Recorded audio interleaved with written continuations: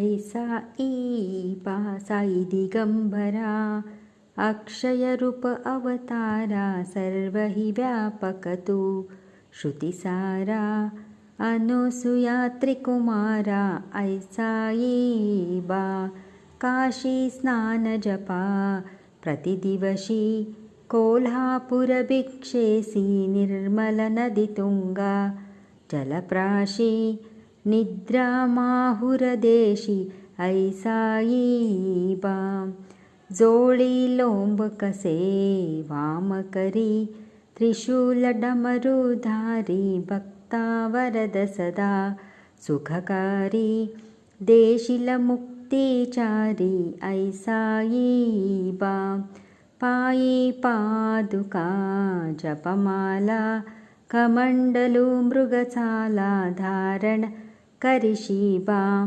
नागजटा मुगुट शोभतो माता ऐसा बा तत्पर तुझाया हे ध्यानी अक्षय सांचे सदनी लक्ष्मी वास करे दिनरचनी रक्षिसी संकटवारुणी ऐसा बा या परिध्यान तुझे गुरुराया दृश्य करी नयनाया पूर्ण नंद सुखे ही काया लाविसी हरिगुण गाया ऐसा बा साई दिगंबरा अक्षय रूप अवतारा सर्व ही व्यापक तू श्रुतिसारा अनुसुया त्रिकुमार बाबा ऐसा.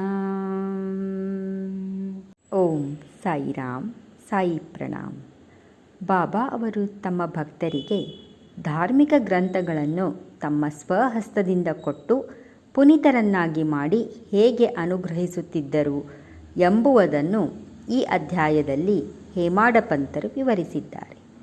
ಮಾನವನು ಸಾಗರದಲ್ಲಿ ಸ್ನಾನ ಮಾಡಿದರೆ ಸಮಸ್ತ ಪವಿತ್ರ ಕ್ಷೇತ್ರಗಳಲ್ಲಿಯೂ ಮತ್ತು ಪುಣ್ಯ ನದಿಗಳಲ್ಲಿಯೂ ಮಿಂದ ಪುಣ್ಯ ದೊರಕುತ್ತದೆ.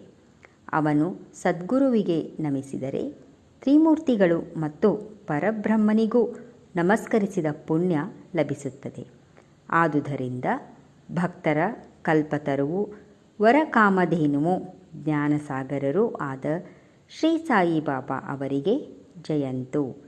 ಓ ಸಾಯಿ, ನಿನ್ನ ಕಥನಗಳಲ್ಲಿ ನಮಗೆ ಪ್ರೀತಿಯನ್ನು ಹುಟ್ಟಿಸು. ಜಾತಕ ಪಕ್ಷಿಯು ಮಳೆಯ ನೀರನ್ನು ಕುಡಿದು ಸಂತೋಷಪಡುವಂತೆ ವಾಚಕರು ಮತ್ತು ಶ್ರವಣ ಮಾಡುವವರು ನಿನ್ನ ಕಥೆಗಳನ್ನು ಸಹ ಅದೇ ತರಹದ ರುಚಿಯಿಂದ ಸ್ವಾದಿಸುವಂತಾಗಲಿ.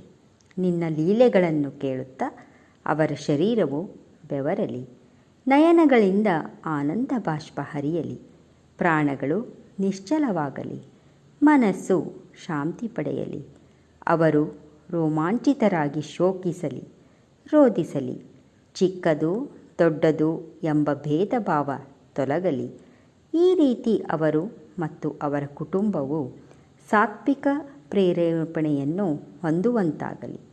ಇವು ಲಭಿಸಿದ್ದೇ ಆದರೆ ಅವರಿಗೆ ಗುರುವಿನ ಕೃಪಾ ಕಟಾಕ್ಷ ಲಭಿಸಿತೆಂದೇ ಅರ್ಥ.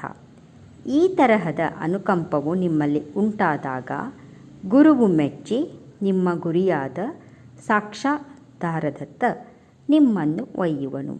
ಬಾಬಾ ಅವರಿಗೆ ಸಂಪೂರ್ಣ ಶರಣಾಗತಿ ಹೊಂದುವುದೇ ಮಾಯೆ ಎಂಬ ಬಂಧನದಿಂದ ಮುಕ್ತರಾಗಲು ಒಳ್ಳೆಯ ದಾರಿ. ಇದು ವೇದಗಳಿಂದ ಸಾಧ್ಯವಿಲ್ಲ, ಸದ್ಗುರುವಿನಿಂದ ಮಾತ್ರ ಸಾಧ್ಯ. ಪವಿತ್ರ ಗ್ರಂಥಗಳ ಪಾಲನೆ. ಸಾಯಿಬಾಬಾ ವಿವಿಧ ರೂಪದಲ್ಲಿ ಉಪದೇಶಗಳನ್ನು ಹೇಗೆ ನೀಡುತ್ತಿದ್ದರು ಎಂಬುದನ್ನು ಈಗಾಗಲೇ ಈ ಸದ್ಗುರುವಿನ ಚರಿತ್ರೆಯಲ್ಲಿ ವಿವರಿಸಿದ್ದಾರೆ. ಈಗ ಅದರಲ್ಲಿ ಒಂದು ಮುಖ್ಯ ರೀತಿಯನ್ನು ಕಾಣೋಣ. ಭಕ್ತರು ನಾವು ಪಜಲಿಷ್ಟಿಸುವ ಗ್ರಂಥಗಳನ್ನು ಬಾಬಾರವರ ಕೈಗಿತ್ತು ಅವು ಅವರಿಂದ ಸ್ಪರ್ಶಿಸಲ್ಪಟ್ಟು ಪವಿತ್ರವಾದ ಅನಂತರ ಅವುಗಳನ್ನು ಓದುವ ವಾಡಿಕೆ ಇತ್ತು. ಈ ಗ್ರಂಥಗಳನ್ನು ಪಠಿಸುವಾಗ ಬಾಬಾ ಸ್ವತಃ ತಮ್ಮೊಡನೆ ಇರುತ್ತಾರೆ ಎಂದು ಭಕ್ತರ ಭಾವನೆ. ಒಂದು ಸಾರೆ ಕಾಕಾ ಮಹಾಜನಿ ಅವರು ಏಕನಾಥ ವಿರಚಿತ ಗ್ರಂಥದೊಡನೆ ಶಿರಡಿಗೆ ಬಂದರು. ಶ್ಯಾಮ ಅವರು ಈ ಗ್ರಂಥವನ್ನು ಓದಲು ಬಯಸಿ ಅದನ್ನು ಎರವಲಾಗಿ ಪಡೆದು ಬಾಬಾ ಅವರಲ್ಲಿಗೆ ತಂದರು. ಆಗ ಬಾಬಾರವರು ಅದನ್ನು ತೆಗೆದುಕೊಂಡು ಸ್ವಲ್ಪ ಪುಟಗಳನ್ನು ತಿರುವಿ ಹಾಕಿ, ಇದನ್ನು ನೀನೇ ಇಟ್ಟುಕೋ ಎಂದರು.